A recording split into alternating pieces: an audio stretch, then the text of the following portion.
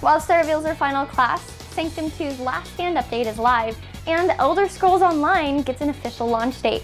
Hey everyone, I'm Ashlen with MMO Play, and I'm bringing you all that and more this week on MMO News. Wildstar revealed their final class this week, the Constructive and Destructive Engineer.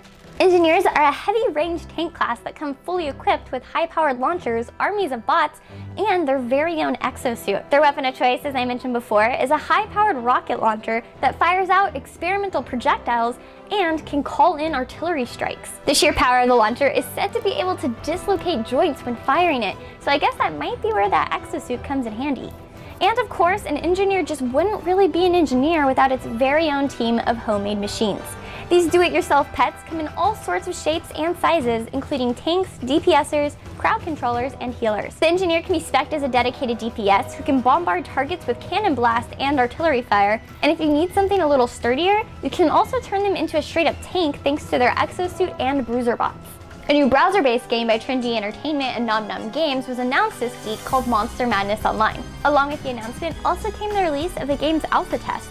Monster Madness Online is a free-to-play multiplayer action shooter RPG MMO that will be available on quite a few platforms including Mac, Windows, and mobile devices. Players take on the role of teenagers defending their suburban town from Martian invasions, zombie apocalypses, and more. The shooter gives off a fun, light-hearted atmosphere with brightly colored graphics and chunky artwork. Players can go on co-op missions to slay monsters or test their skills on the 16-player PvP battlegrounds. The game features character customizations as well as options for players to set up their own servers, create their own mods, and design their very own levels. Monster Madness also features a variety of playstyles ranging from PvE, PvP, all the way to permadeath. Monster Madness wasn't the only game that went into alpha this week though. Players can now start annihilating demons in Blade Hunter. Blade Hunter is a free-to-play fantasy side-scroller, aka the beat-em-up MMORPG. Players take on the role of Blade Hunters who are sworn to protect the world from evil, and more specifically, preventing the revival of the Blade Demon. To do this, players will travel around the world collecting holy blades, which contain blade souls. Blade souls are spirits of war that can impact the entire world and cause encounters such as time-limited multiplayer events and ranked cross-server PvP duels. In the alpha, players can either be a knight, rogue, or Valkyrie. If you're not much of the party type, the game can also be soloed with the aid of independent companions that can be collected and equipped.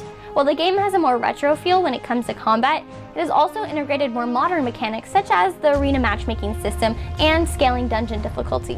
To join the alpha test, you can go to the main R2 game site or visit the Blade Hunter site itself.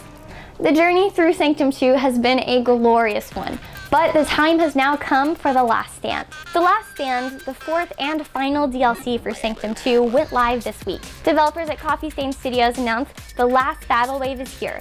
This update delivers a magnificent conclusion to Sanctum 2, as indie development team Coffee Stain Studios has saved the coolest new weapons, Titanic Tower defense machines, and the most sinister enemies for this intense and frantic DLC expansion.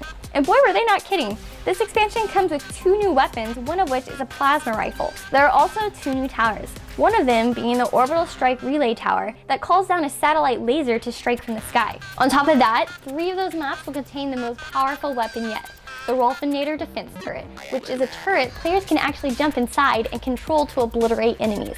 As CEO Anton Westberg puts it, without a doubt, we pretty much went balls crazy with the final expansion update. Fans can unlock the conclusive chapter for $3.99 or for free if you purchase the Season Pass, which comes bundled with the first 3 DLCs all together for $11.99. The much anticipated Shroud of Avatar wraps up its early access phase today. Earlier this week, Portalarium released its first playable version of Shroud of the Avatar for its early supporters to test out. What's all the excitement about? Well, much of the buzz surrounding the game comes from it being a title made by the one and only Richard Garriott, the famed game designer of Ultima, one of the earliest RPGs that helped make the genre what it is today. Keep in mind that Shroud of the Avatar is not an Ultima game and has nothing to do with the franchise.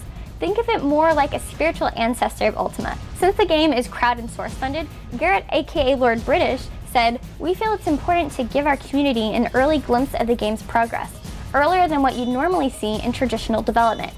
As a result, early supporters got Release 1, the first playable version of the game. While the early release only allowed for single play, players are still able to check out a lot of cool features of the game, such as talking with non-player characters, trying on different avatar gear, view available player houses, and even do a little interior designing. A full list of Release 1's features can be found on the game's official site. After months of waiting, Bethesda's MMORPG Elder Scrolls Online finally has a release date.